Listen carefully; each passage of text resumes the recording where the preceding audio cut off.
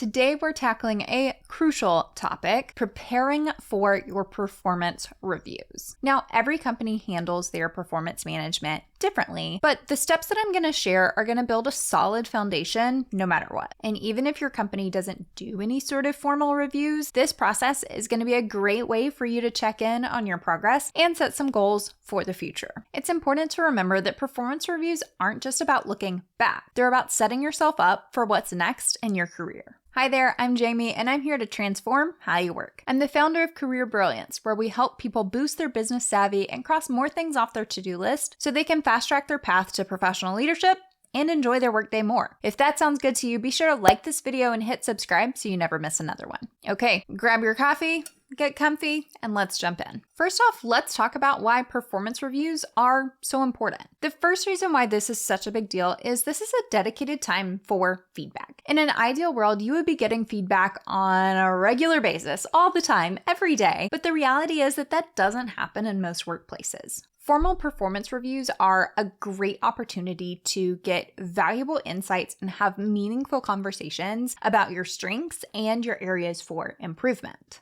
The second reason performance reviews are so important is career advancement. A strong performance review can lead to promotions, raises, and new opportunities. In a lot of workplaces, this is the only process to get promoted or to get a raise, and so it's a critical step in your trajectory. It also serves as documentation for your performance, your progress, and your path. So even if you don't get the promotion this go around, it is likely that this document will be referenced again in the future to see trends over time. The third reason performance reviews are important is goal alignment. This is really your opportunity to check in with your personal goals and make sure that they are also supportive of the company's objectives. Your performance review is your opportunity to strategically advocate for yourself and your career aspirations and therefore set goals accordingly. But it also helps for your manager and your company to have a better understanding of what you're working towards so that they can better match you to opportunities within the company when they come up.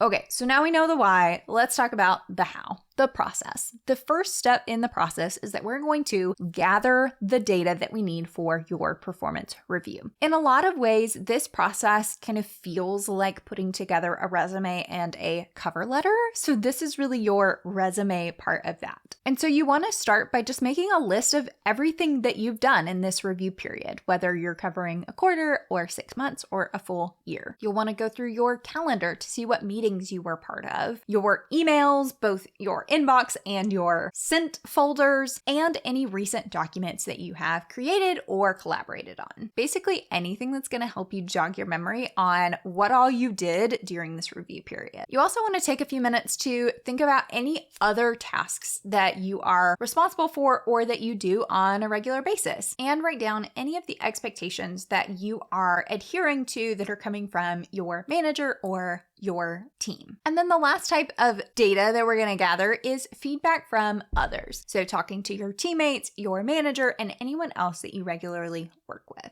So once you have your list, you want to go through and pick out the most important ones and make sure that they're structured in an impact statement. This format is pretty straightforward, but what it looks like is just an action verb, the detail of whatever you did, and then a so that statement where you explicitly outline what the impact, what the benefit was, what this thing enabled, basically why it mattered that you did this thing. So for example, if you go through your calendar and you see that you have a weekly status meeting, you would want it to be something like, I facilitated the weekly status meeting with 14 team members to communicate status to executives, escalate risks, and get decisions. That gives a lot of context to what it was that you did and also why it mattered. Again, the most important things that you want to document here are kind of the so that, the impact, and the benefit. And also, you'll want to go through and add as much quantification and specification as possible. I cover this in a lot more detail in my video on reviewing your own resume because,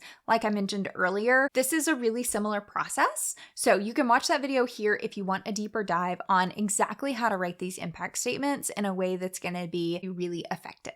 Okay, so now that we have all of our data, we want to start moving towards crafting a cohesive narrative. And this is really more the cover letter side of the equation. You'll want to do a little bit of prep work on kind of the qualitative side of your experience over this last review period. So you'll want to begin by reviewing your personal brand. And if you need a refresher on that, you can check out this video. Consider what skills you want to highlight, how you want to demonstrate aspects of your presence, which values are relevant, and also where your future vision is taking you. And then you also want to reflect on some of the intangible aspects of your growth and your experience over the review period. So thinking about things like, where did you feel like you had the most growth? What challenges did you face and how did you overcome them? And how has this review period shaped what your future vision is? Okay, with all that in mind, we're going to start pulling it all together. And the first place we're going to start is with a summary. So you want to give an overview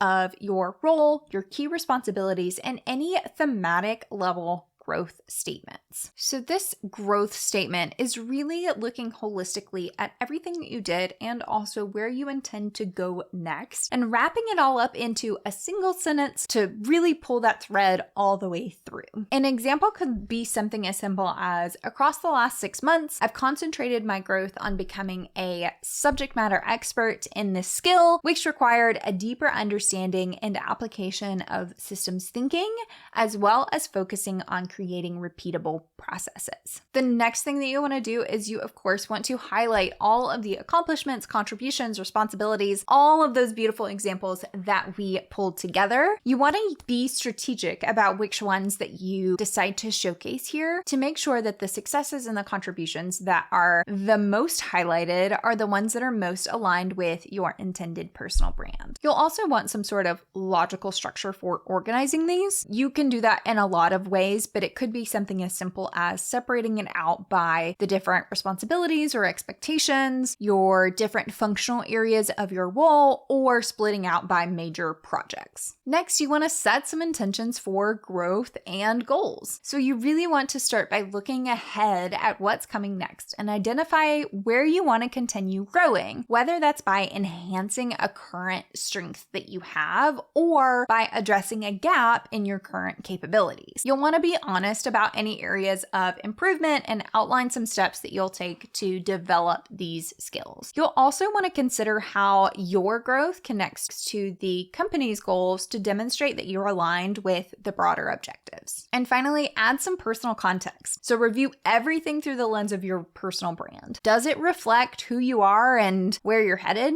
If not, continue tweaking it until it does. Remember, this is your chance to tell the story of your professional journey. So if you're ready to ace that performance review, start gathering those facts and crafting your narrative today. If you liked today's video, you don't want to miss my free on-demand masterclass, How to Write Emails That Actually Get Answered. The link to that is in the description below. Thanks for watching, and I'll see you in the next video.